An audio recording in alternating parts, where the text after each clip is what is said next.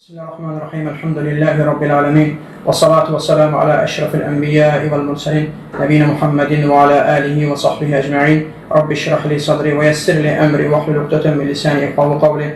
Allahümme allimna ma yenfa'una ve enfa'na bima allamtana ve zidna ilma. Allahümme la sehle illa ma cealtehu sehle ve ente tec'alul hazine İza şi'te sehle emma ba'd. Aziz Müslümanlar, bugün növbəti dərsimizi götürəcək. Bildiyimiz kimi keçdiyimiz kitab Övladlarını Necə Tərbiyə Edirsən adlı kitabdır. Bugün götürəcəyimiz dərs, bugün götürəcəyimiz qayda 8-ci qaydadır. Bu qaydada şeyh deyir ki, biz övladlarımızla müamilə etdiyimiz zaman onlarla sevgi ilə yumuşaqlıq, yəni şəfqət və eyni şəkildə biraz şiddət və ciddiliklə müamilə etmək lazımdır. Çünki bu iki tərəf bir-birinə mülazim olan tərəflərdir və bir-birinə zidd olan şeylər deyil. Bir-birinə zidd olan şey deyil. Ümumən tərbiyə məsələsində diqqət yetirilməlidir ki, əsl olan yumuşaq davranmaqdır. Yumuşaq davranmaq, mülayim davranmaqdır. Şiddətə gəldikdə isə şiddət yalnız ehtiyac olduğu zaman istifadə edilir.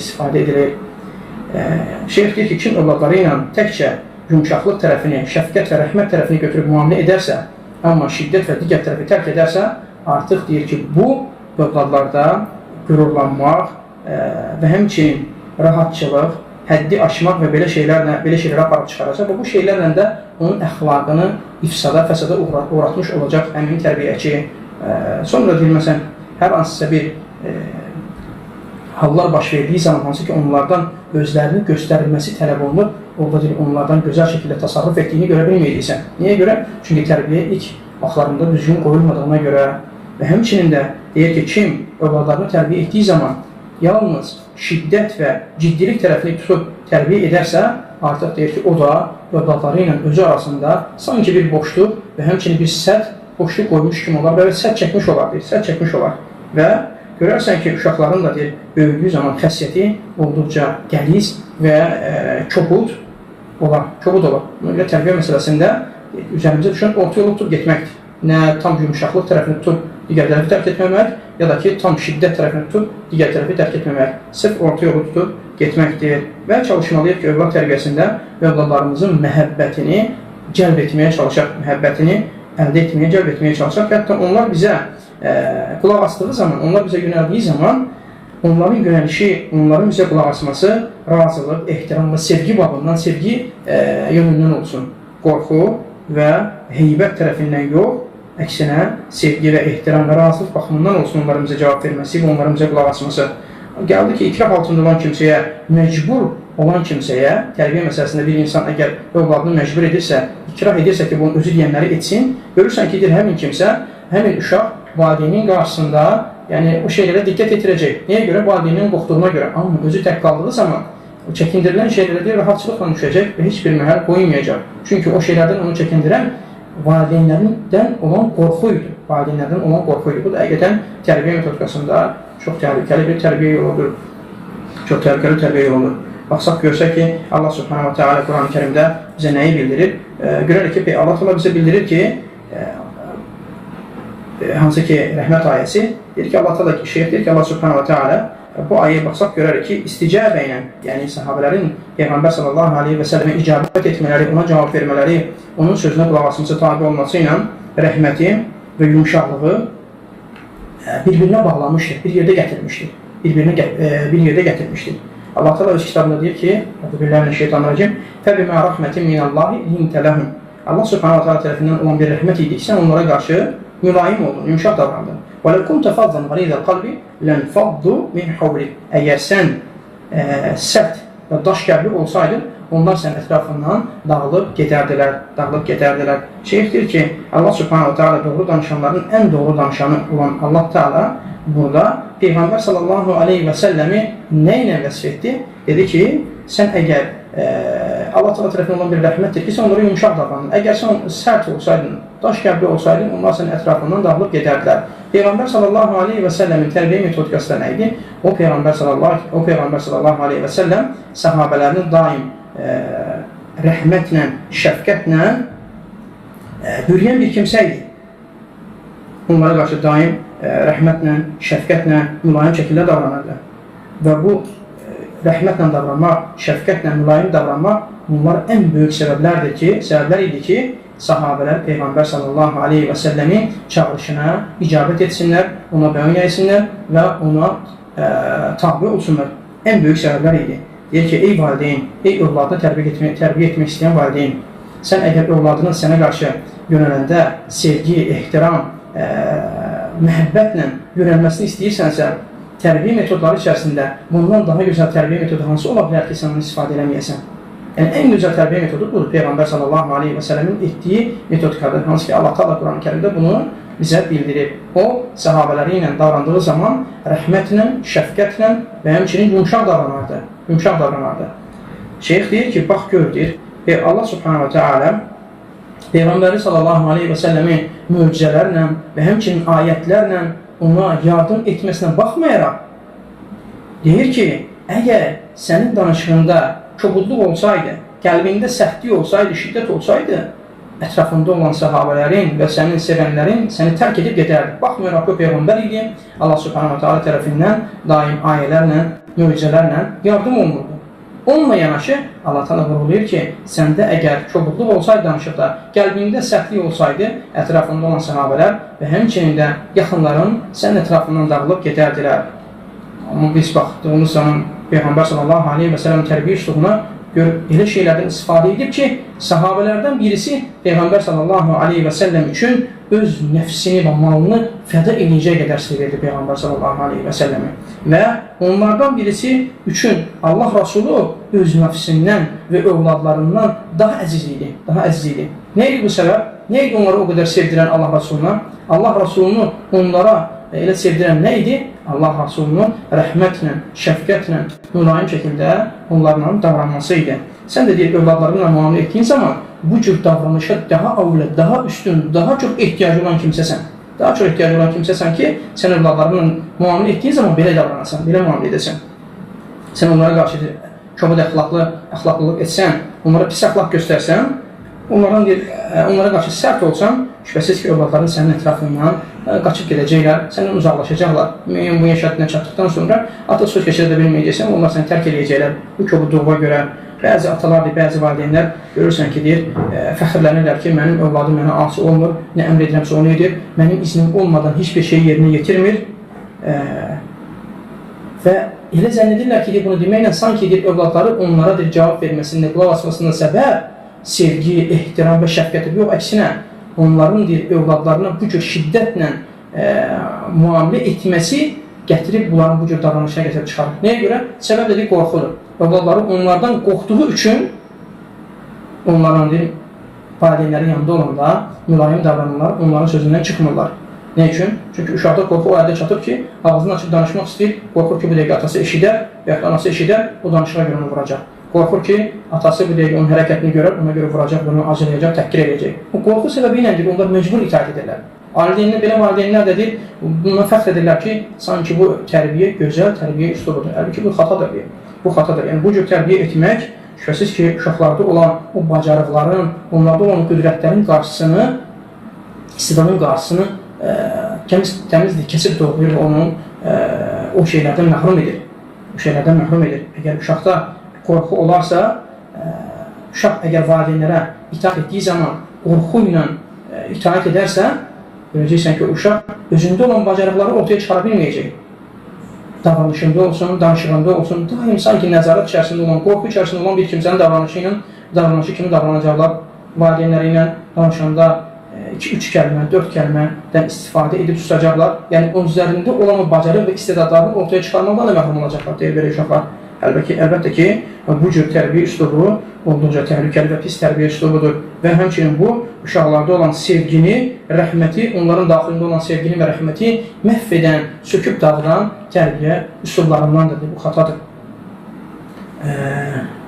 Amma deyir, əgər uşaq valideynlərinə itaat etdiyi zaman, onun çağırışına cavab verdiyi zaman onlarda biraz heybət və həmçinin heybətlə yanaşı sevgi, təqdir olarsa, birazca da qorxu, yəni yanaşı uşağın valideyninə itaətində təkcə qorxu yox, həm heybət, qorxu öz yerində, heybət öz yerində və həmçinin sevgi və hörmətlə belə yanaşma olarsa valideynə qarşı, əlbəttə ki, bu deyil, yəni sevindirici bir haldır. Buna görə valideyn sevinməlidir və buna görə fəxr etməlidir ki, uşaq təkcə ondan qorxaraq yox, eyni şəkildə biraz qorxu var, eyni şəkildə hörmət və təqdir və ehtiram var və sevgi var. Yanaşma tərzində bunlar hamısı cəm olunmuşdur. Nəyə görə? Çünki tərbiyə üslubunda, tərbiyə etdiyi zaman doğru düzgün metodikalardan, üslublardan istifadə etdiyinə görə, çünki sadiq olan məhəbbət, doğru olan məhəbbət uşağa valideynləri tərəfindən verilən, edilən doğru məhəbbət, sadiq məhəbbətdir. Şübhəsiz ki, böyünəndə də onun öz təsirini göstərəcək. Uşaqlar əgər valideynlərindən balaca vaxtı doğru, düzgün, sadiq olan o məhəbbəti və sevgini görərlərsə, böyüyəndə də əlbəttə onun təsiri o uşaqlarda göstəriləcək, o uşaqlar görünəcəkdir.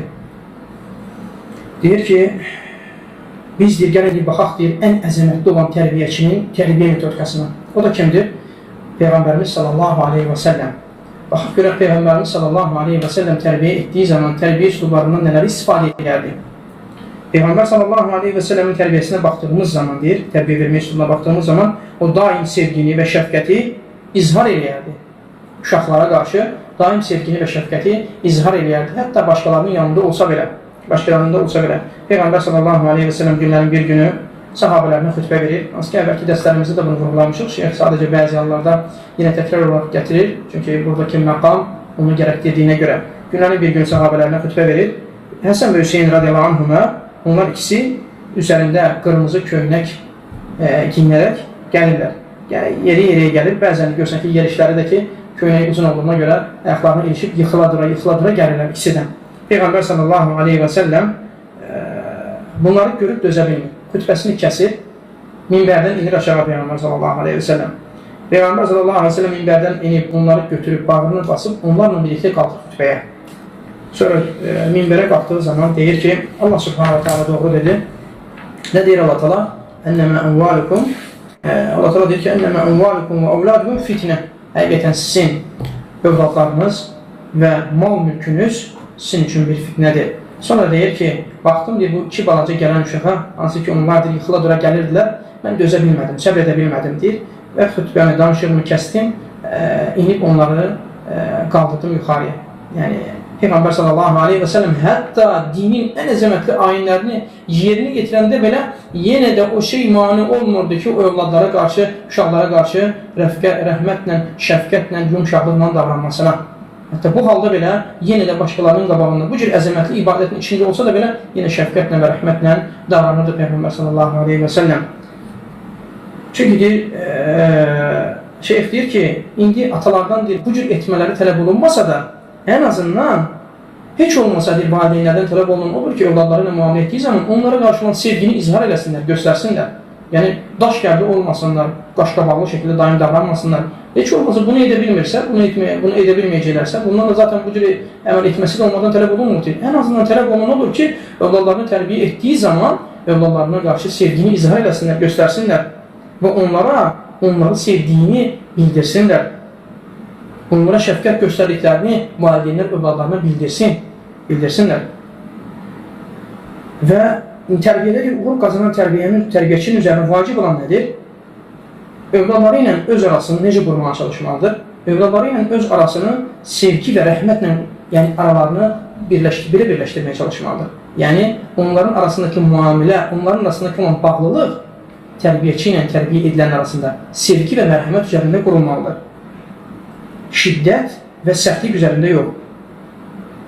Çünki deyir, uşaq böyündüyü zaman, yəni yeniyetmə yaşına çatdığı zaman, onun deyir, sevgiyə və mülayim davranışa daha çox ehtiyacı olacaq, daha şiddətli ehtiyac duyacaq buna. Buna görə valideynin üzərinə, tərbiyəçinin üzərinə vacib olan budur ki, öz övladlarını tərbiyə etdiyi zaman onlarla tərbiyə metodikası, onlarla olan bağlılığı sevgi və rəhmət və şəfqət üzərində qurulsun. Çünki onun əksi üzərində qurularsa, əlbəttə ki, o tərbiyədə müvəffəq olmayacaq, xeyri müvəffəq olmayacaq. Çünki uşaq vaxtı, əgər uşaqla sevgi və məhəbbət və şəfqət üzərində müamilə edilərsə, onlarla müamilə bunun üzərində olarsa, əlbəttə ki, o ona gözəl şəkildə təsir edəcək və böyüyəndə də daha çox sevgiyə və şəfqətə və rəhmətə ehtiyac olduğu zaman onlar başqasından sevgini və şəfqəti və mərhəməti axtarmayacaqlar. Onlar öz valideyninin yanına yönələcəklər. Yox, əgər görməsələr öz valideynindən, məcbur onun o şeyləri kimdə görürsə ona tərəf yönələcəklər. Valideynlərindən qaçacaqlar. Əlbəttə ki, yəni bu da xoşa gəlməz bir haldır. Buna görə deyir ki, tərbiyə edən kimsənin tərbiyə etdiyi zaman tərbiyəsinin tam olması üçün mütləq sevgi, məhəbbət və rəhmət olmalıdır.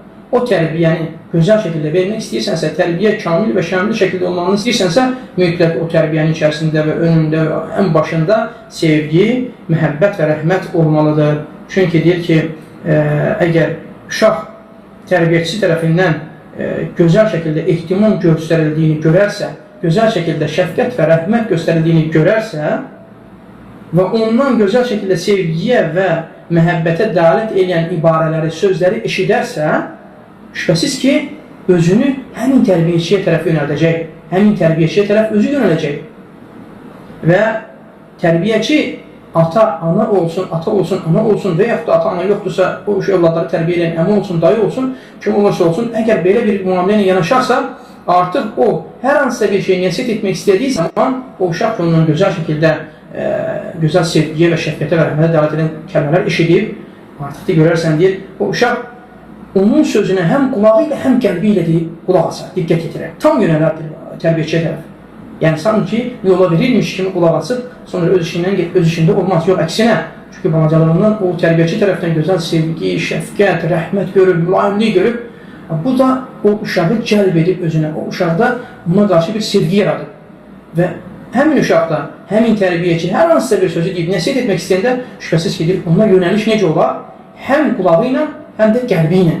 Tam şəkildə, gözəl şəkildə ona qulaq asar və diqqət yetirər və dediklərindən də böyük nəsiyyət çıxarardır. Və bu gözəl müamilə səbəb olar ki, həmin uşaq öz sirlərini, öz sıxıntılarını da həmin tərbiyəçiyə qorxmadan, çəkinmədən, narahatçılıq hiss etmədən gözəl şəkildə açar və ondan hər yolları üçün bir çıxış yolu tələb edər. Yəni, əlaqə sanki dostluq əlaqələri kimi olar gözəl şəkildə. Bundan sonra şeyh devam edib deyir ki, Peyğəmbər sallallahu aleyhi və səlləm şübhəsiz ki, bu məsələdə, yəni rəhmət, sevgi, mülayim davranmaq məsələsində ən öndə gedənlərdən idi. Baxmayaraq ki, Peyğəmbər sallallahu aleyhi və səlləm məşğuliyyəti çox idi, elmlə məşğul olurdu, dərs verməklə məşğul olurdu və həmçinin döyüşlə məşğul, yəni cihadlar olurdu, cihadlarla məşğul olması və həmçinin dəvətlə məşğul olması. Bununla yanaşı, görürsən ki, yenə də tərbiyə məsələsində, müamilə məsələsində, xüsusən də balacalarla, körpələrlə daim yumuşaq, gözəl, rəhmətlə və onları heç vaxt kənarda qoymazdı və onları heç vaxt unutmazdı. Görürsən ki, deyir Peyğəmbər sallallahu aleyhi və səlləm hər hansısa bir uşağın yanından keçdiyi zaman, o uşağı və yaxud da onunla qarşılaşdığı zaman, onun yanından keçdiyi zaman və yaxud da ona hər hansısa bir uşaq gətirildiyi zaman, o ilk öncə özü uşağa tərəf yönələrdi, bu sevgisini ona göstərərdi, yumşaqlığı, rəhmətini, şəfqətini ona göstərməyə çalışardı.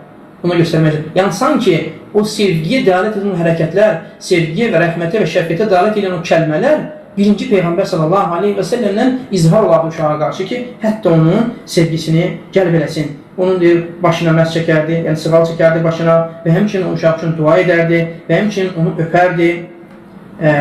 Nə üçün? Hətta uşaqlara onlara qarşı olan sevgini və rəhməti göstərmək üçün idi bu. Sevgini və rəhməti göstərmək üçün idi. Peyğəmbər sallallahu aleyhi və səlləm Ənəs ibn Məlik rəziyallahu anhu rivayət olunan hədisdə Peyğəmbər sallallahu aleyhi və səlləm deyir, ansarları ziyarət etdiyi zaman bildiyimiz ki, mühacirlər hicrət edənlərə mühacir deyilir və ansarlar da Mədinə əhli hansı Peyğəmbər sallallahu aleyhi və səlləm onların yanına hicrət edib, onlar Peyğəmbər sallallahu aleyhi və səlləmə yardım etdilər.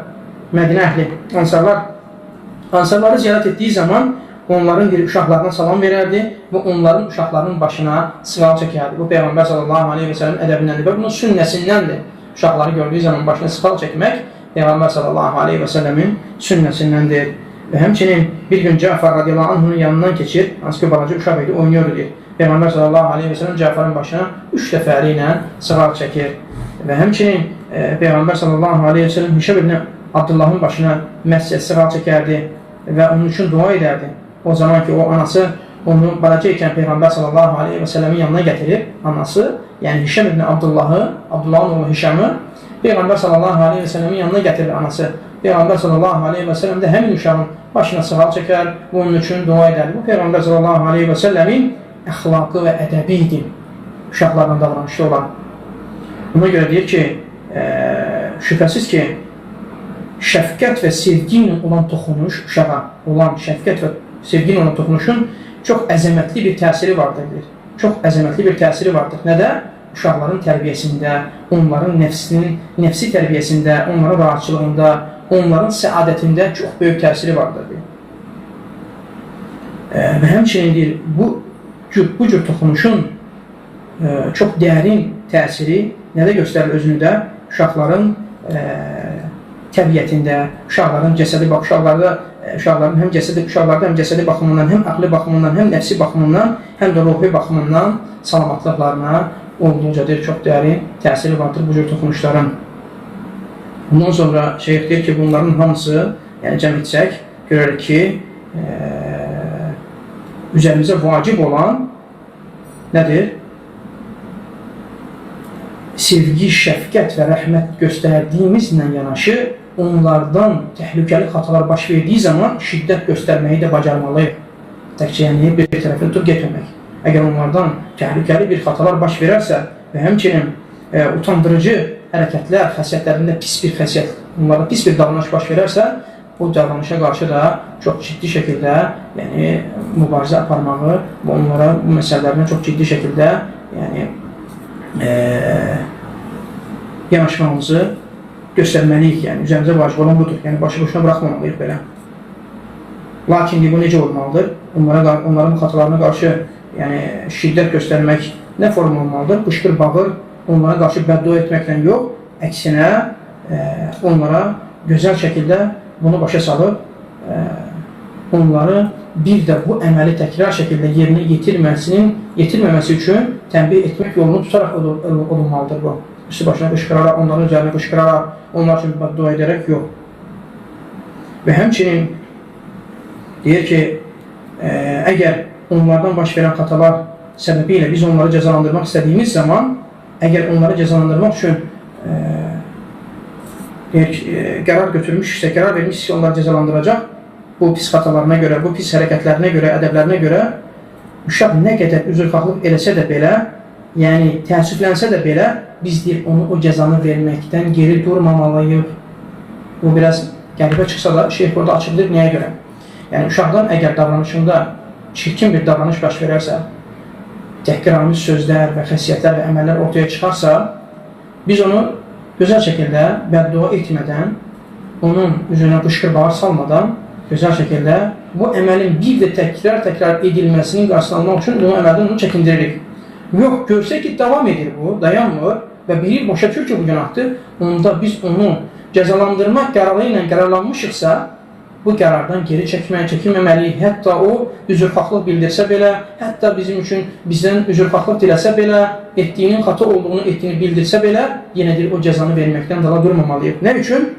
Çünki deyir ki, əgər biz cəza vermək qərarını verdiyimiz zaman bu səbəblərə görə cəza verməyi tərk etsək, artıq bu uşağın bir adətinə çevriləcək. Deyəcək ki, onsuz da ki, mən belə eləyəcəm, üzrxahlıq deyiləcəm, atam da mənə cəza verməyəcək, necə ki, əvvəl vermədiyi kimi. Bunu özünə adət götürəcək, deyir.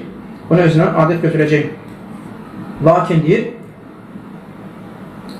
əgər uşaq biz cəza verməmişdən qabaq, o etdiyi xatalardan sonra etdiyi xatalarını gözəl əməllər etməklə, yəni əvəzləyərsə, gözəl əməllər edərsə, ondan sonra və görsək ki, o gözəl əməllər etdikdən sonra bu xata edib, xatasını başa düşdü və tərk elədi və gözəl əməllər edir ondan sonra və gəlir o xatasına görə üzrxahlıq edir və görsək ki, bunun üzrxahlığında sadiqlik var, yəni bizi yola vermək üçün, tərbiyəçini yola vermək üçün bu üzrxahlığı etmir, onda deyir ki, nədir?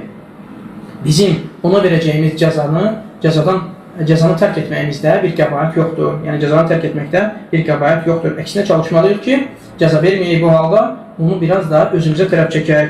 Çünki ona bildirək ki, ona eşitdirək və bildirək ki, həqiqətən həsənətlər, gözəl əməllər, əlbəttə ki, seyyiətləri, pis əməlləri yuyub aparır. Əsas odur ki, özü başa düşsün ki, cəza ona nəyə görə veriləcəkdir. Əsas özü başa düşsün ki, cəza ona nəyə görə veriləcəkdir və özü özünə qayıtmağa çalışsın. Qayıtmazsa, israr edərsə, bəli, cəza verilir. Cəza verilməyin formalarını inşallah gələcək məşaqda Sonra şeyx deyir ki, əgər iş cəza verməyə gəlib çatarsa, bəli, biz onu cəza veririk, cəzalandırırıq. Lakin deyir, nə vaxt cəza olmalıdır? Əgər öz xatasını iqrar edərsə, başa düşərsə və yenə xata üzərində davam edərsə, hətta deyir, bizim ona zülm etdiyimizi o anlamasın, elə bilməsin ki, biz ona zülm edirik. Əksinə, biz ona bildirməliyik ki, hissələtdirməliyik ki, bax, bizim səni cəzalandırmamıza səbəb sənin törətdiyin bu xataya görə idi, bu eybə görə idi, bu tərbiyəsizliyə görə idi, tərbiyəsizliyə görə idi və həmçinin başqalarının haqlarına və filan şeylər etməklə başqalarının haqlarına girdiyinə görə idi. Hətta o bilsin bunu. Yəni, cəza verdiyimiz zaman da ona bildirək ki, cəza ona nə üçün verildi? Sonra şeyx deyir ki, əgər kim bu cür davranarsa, tərbiyə etdiyi zaman kim belə davranarsa, hətta cəza versə də belə, cəzalandırsa da belə o uşaqlar valideynin tərəfindən cəzalanmağı görsə belə, yenə valideynlərinə qarşı qəzəb, kin, küdurət bəsləməzlər. Əksinə, valideynlərin onların köksündə əkdiyi o sevgi, rəhmət, şəfqət onlardan heç vaxt çıxıb getməz, heç vaxt onları tərk eləməz. Niyə görə? Çünki görür ki, onlar görəcək ki, valideynlər daim onlarla gözəl əxlaqla, ədəblə, yumşaq, rəhmətlə, şəfqətlə müamilə edirdi. Amma eyni şəkildə də xata edib, özləri döndüyü halda gözəl şəkildə başa saldı, amma cəzalandırmadı. Amma yox, mən xata etdim, təkrarladım o xatanı, dönmədim, onda mən cəzalandım. Onda mən cəzalandırdım. Və bunu dərk edəcəklər. Bu cür cəzalandırmaq onlarda olan, valideynə qarşı olan sevgini, məhəbbəti onlardan aparmayacaq. Yəni, qorxmaq lazım deyil. Ondan sonra deyir ki, tərbiyə məsələsində də şübhəsiz ki, cəza zamanı əhval-ruhiyyəyə görə, yəni davranışa görə və yaxud da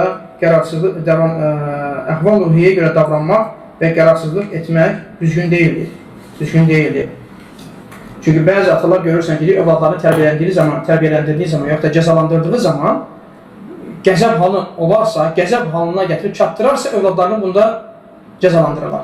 Övlad əgər xataları valideyni qəzəbləndirəcək hala gətirib çıxararsa, bunu da cəzalandırırlar, deyir. Əksinə onları ondan başqa hallarda cəzalandırmırlar. Şübhəsiz ki, deyir, bu da deyir, övladın hər iki halda eyni xatanı etməsinə gətirib çıxaracaq, bu da doğru deyil. Doğru deyil ki, xata baş verəndə sən gözləyirsən ki, hətta o xata o qədər davam etsin ki, sənin qəzəbini artırsın, sonra sana cəza verəsin. Yox, bu cür doğru deyil.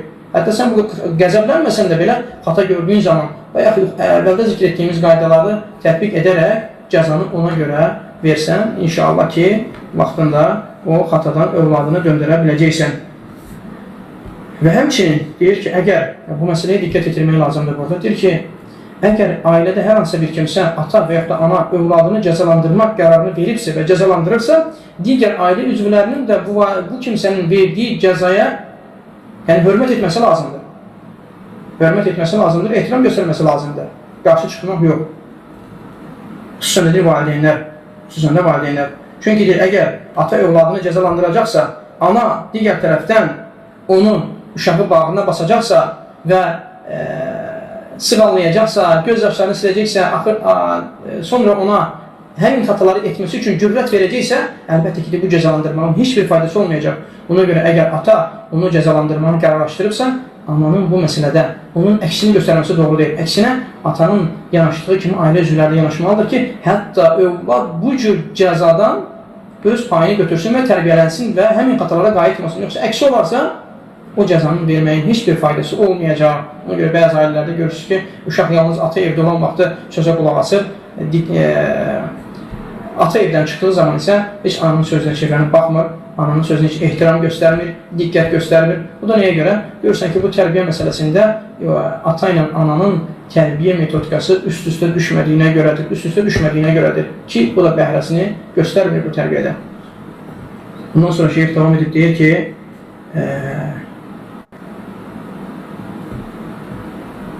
çünki deyir, uşaq deyir, bu halda görəcək ki, cəza verildiyi zaman ailədə ona verilən cəzaya görə qəlbi yumşaq olan, acıyan kimsə var, görəsən ki, ona tərəf yönələcək, onun yanında həmin xataları heç usanmadan eləyəcək.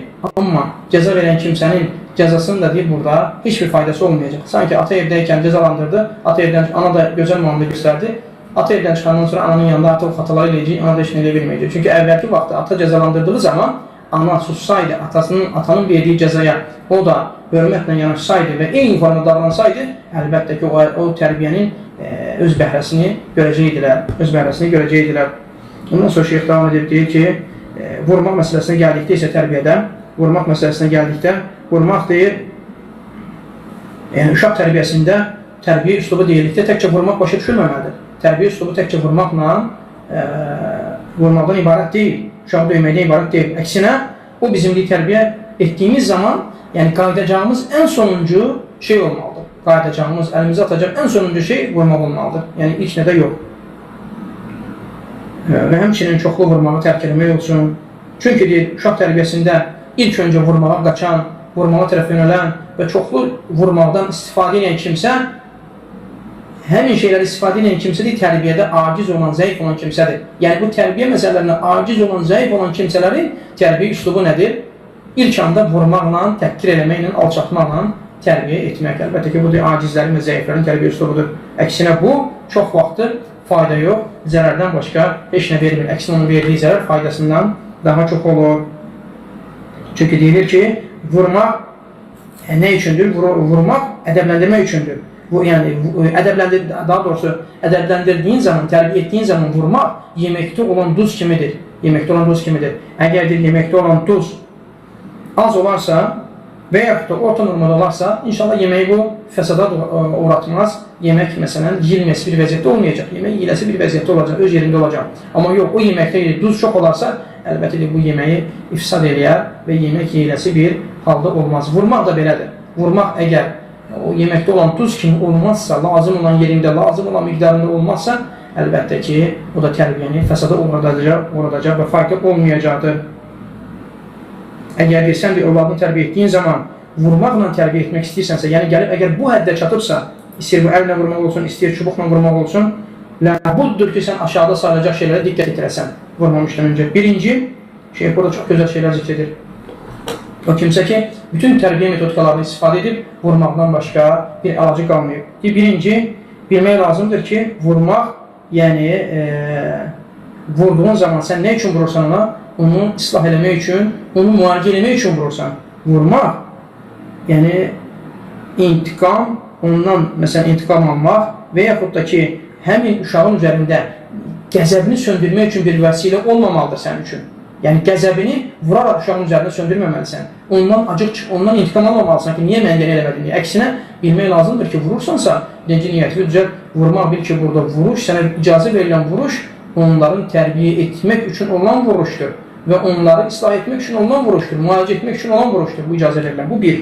İkincisi deyir ki, sən qəzəbləndiyi zaman uşağı vurma. Çünki insan qəzəbli halda vurar, özünü saxlaya bilməz və şiddətli vurar və yaxud da təkrar vurmaqla uşağa, yəni sonra heç aqibəti yaxşı olmayan bir sonda olan qarşılaşmasına səbəb olaraq aparıb çıxarar. Yəni uşağı davamiyyətli ömrünün axırına qədər şikəst qoyacaq bir xəstəliklərə aparar və yaxud da digər müsibətlərin ortaya çıxmasına qədər çıxarar. Bu iki. Üçüncüsü, əgər desə ona vəd vermişsənsə ki, mən səni bir də vurmayacam, əgər bu vədi vermişsənsə onu vurma, vədin üzərində sadiq qal. Yoxsa deyir, yəni sənin övladının yanında heç bir etibarlılığın qalmaz. Ondan sonra vurulan uşağa da həmçinin baxmaq lazımdır. Hər uşağı vurmaq olmaz. Vurulan uşağın həm cismi baxımından, həm nəfsi baxımından, həm cismi baxımından o vurula biləcək uşaqdır, yoxsa yox. Ona diqqət yetirmək lazımdır. Və həmçinin ondan baş verən xataya baxmaq lazımdır. O xata vurulmağa layiq olan xatadır, yoxsa yox. O vurulmağa layiqdir, yoxsa bu şeylərə diqqət yetirmək lazımdır. Ondan sonra 5-ci olaraq şeyh deyir ki, əgər xata birinci dəfə baş verirsə, onu vurma. Birinci dəfə xataya görə onu vurma. Əksinə, buna birinci dəfə ondan xata baş verərsə, ona tənbih eləmək lazımdır, başa salmaq lazımdır ki, bu xataya bir də qayıtma. Yoxsa əks halda sən buna görə filan cəza növbəli ilə cəzalanacaqsan, belə bildirdir. Ondan sonra 6-cı olaraq vurma məsələsində 6-cı olan qayda olaraq nə deyir? 6-cısı, onu deyir, başqalarının qarşısında vurma. Kim olursa olsun, başqalarının qarşısında uşağı vurma. Nə üçün? Onun deyir, yəni kəramətini, hörmətini qoruyub saxlamaq üçün. Başqalarının qarşısında onu alçatma. Öz dostlarının olsun və yaxud da özünün dostları olsun, onların qarşısında, digər uşaqların qarşısında vurma ki, hətta onun hörmətini aşağı salmayasan uşağın, sındırmayasan uşağın. Və həmçinin 7-ci deyir ki, vurduğun zamanda vurmaq şiddətli və ağır verici vurma olmamalıdır. Vurduğun zaman həmçinin üzdən çəkin, üzə vurma. Çünki üzə vurmaq haram gəlmişdir, haram buyurulmuşdur, qadağan edilmişdir şəriətdə. Peyğəmbər sallallahu aleyhi və səlləm üzə vurmağı qadağan etmişdir. Hətta heyvanlar belə olsa belə heyvanın üzünə vurmağı belə Allah Rasulü qadağan etmişdir. Görün ki, insan necə. Həmçinin 8-ci olaraq deyir ki, vurmaq nə zaman olur? Əgər o öz xatasını iqrar edərsə, öz günahını iqrar edərsə və yenə davamlı olarsa, vurmaq bundan sonra olur. Hətta bundan sonra vursan, əgər bundan sonra vur ki, zalim olmayasan. Və 9-cu deyir ki, əgər xatasına görə vurmuşsansa, sən o xatanı unut. Təkrar o xatanı uşağın gözünə soxa durma. Demək ki, bax, bu şey sən eləmişdin, bu şey sən eləmişdin. Falan vaxtda bu şeylər eləyən sən idin, falan xataların sahibi sən idin, hər dəfə bunu edirsən. Bunu təkrar etdiyi günahları, xataları deyir, xatırlada durma ona. Vurmuşsansa o günaha görə vurdun, keç get. Sabahsı gün, digərsi günləri də əvvəlki gün etdiyi xatanı üzünə vura durma. Bundan sonra deyir ki, əgər vurmuşsansa, uşaq ağlayırsa, onu ağlamağının qarşısını alma. Bəzi valideynlər vurur, bir gözündən yaş axıtma. Ağlamayarsan, biraz da bəxt vuracaq. Yox, o xatadır. Əksinə deyir, bırak da uşaq ağlasın. Uşaq ağlasın, ağlamağının qarşısını alma. Çünki deyir, uşağın ağlamağını boğub saxlaması əlbəttə ki, ona zərər verir. Həmçinin 11-ci deyir, vurmaq məsələsində sən deyir, uşağı xata etdiyi zaman səndən üzrxahlıq diləməsinə məcbur etmə. Və yaxud da vurduqdan sonra vurmuşsan artıq xataya görə, sonra gəl üzrxahlıq elə deyə, üzrxahlıq etməsini məcbur etmə vurmaqdan sonra. Və yaxud da sənin gəlib başını öpməsini, gəl mənim başımı öp, əlimi öp, belə şeyləri etməkdir, ona məcbur etmə. Çünki deyir, bunu etsə də belə ikrah altında edəcək bunu və sevgi və ehtiram və şəfqət baxımından eləməyəcək.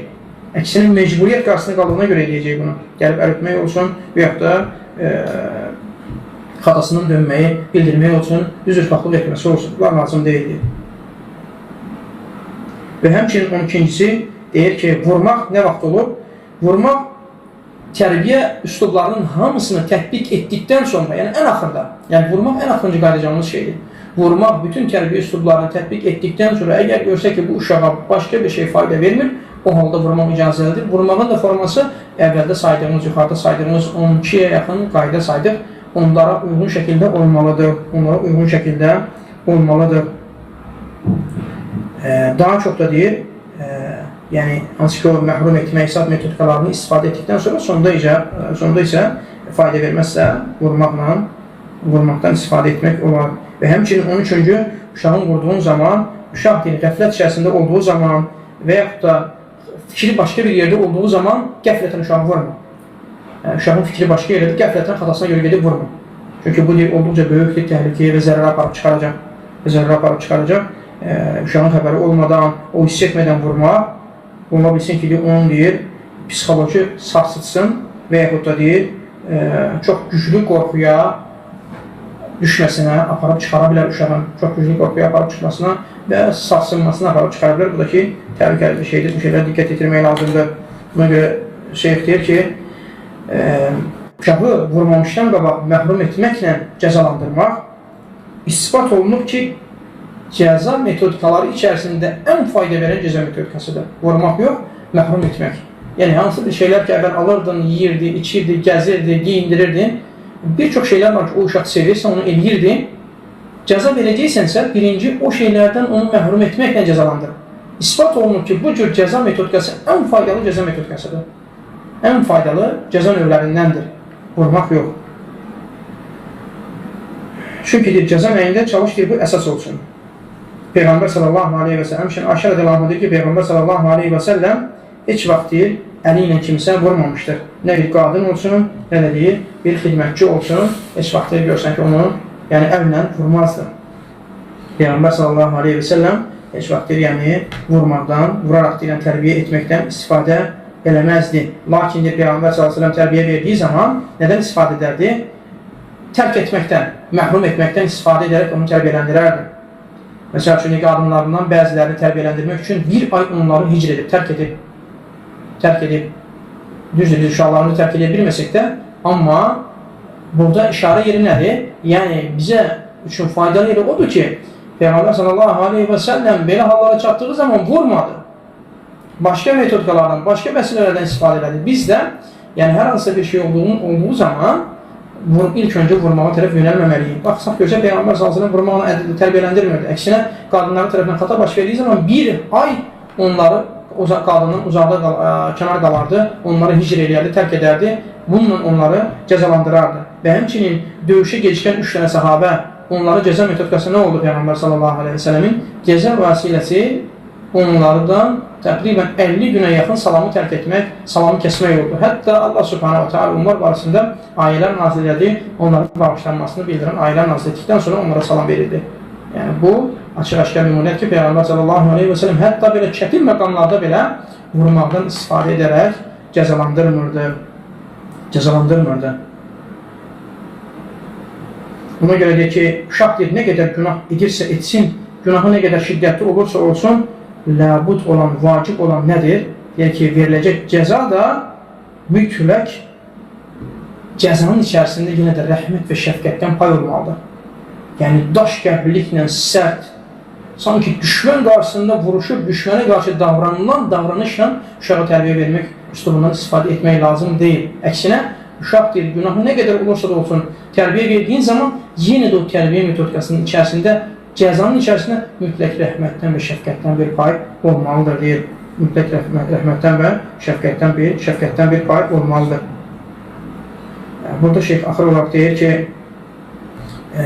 bayaq öndə də zikr etdik ki, uşaq vurduğun zaman, əgər uşaq ağlayarsa, uşağın ağlamasının qarşısını almaq olmaz.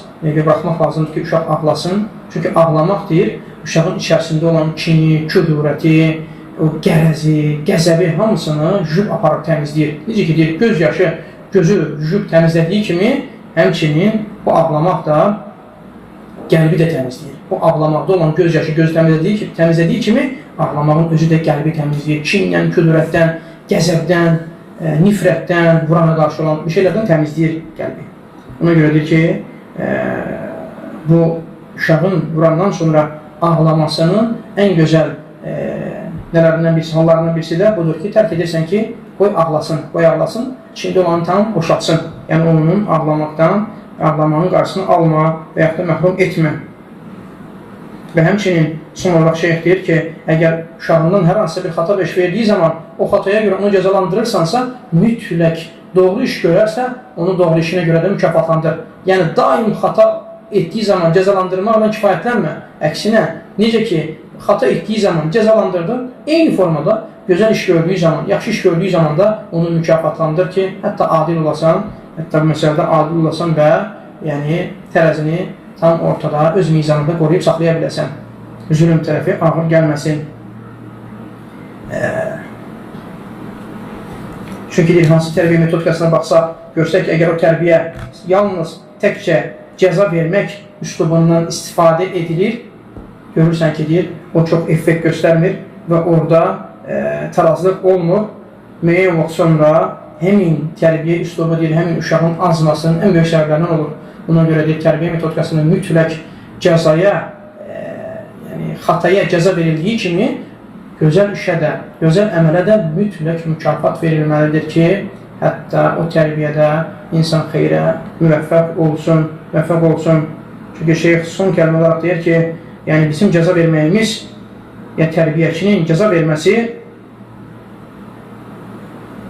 onun əl atacağı birinci şey, yəni onun cəza verməsi olmalı deyil. Yəni ilk öncə tərbiyə verən kimsə əl atacağı şey cəzalandırmaq olmamalıdır. Əksinə, birinci yaxşı əməllərinə görə onu mükafatlandırmalı. Əgər cəzaya ehtiyac olarsa, cəzaya üst tutmalıdır. Cəzaya ehtiyac olarsa, cəzaya üst tutmalıdır. Birinci cəza verdiyi zaman da birinci çalışmalıdır ki, hissi olan cəzalardan istifadə eləsin.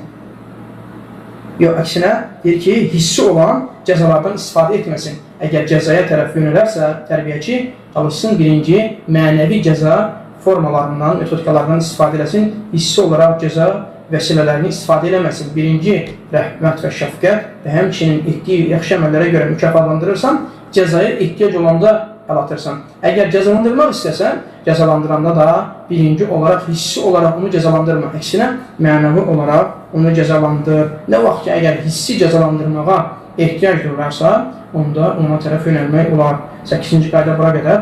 Allah subhanahu ta'ala bizi eşli faydalanmadı eləsin. Allah subhanahu ta'ala bizi devlətdə sonra gəlməkdən, doğru yol olduqdan sonra azmaqdan qorusun. Allah subhanahu ta'ala bizi sabit eləsin. Allah subhanahu ta'ala bizim gizlimizi də, aşkarımızı ıslah eləsin. Allah ta'ala bizi övladlarımız üçün gözəl örnek olan bəndələrdən eləsin bizi. Allah subhanahu ta'ala bizim əxlaqımızı gözəlləşdirsin. Allah subhanahu ta'ala bizi islah eləsin ki, biz də övladlarımıza gözəl şəkildə ədəblə, əxlaqla Peyğəmbər sallallahu aleyhi və səlləm əxlaq və ədəb metodikasında nələrdən istifadə edirsə, biz də onları istifadə edərək onlar üçün gözəl bir nümunə ola bilək və onlar üçün gözəl bir tərbiyə verə bilək. Allah ta'ala bizi buna müvəffəq eləsin. Allah subhanahu ta'ala bizim övladlarımızı islah eləsin. Allah ta'ala onları haramdan, fitnədən, fuhuşdan, çirkablardan uzaq etsin. Allah subhanahu ta'ala onları sabit eləsin. Onların qəlblərini iman nuru ilə nurlandırsın.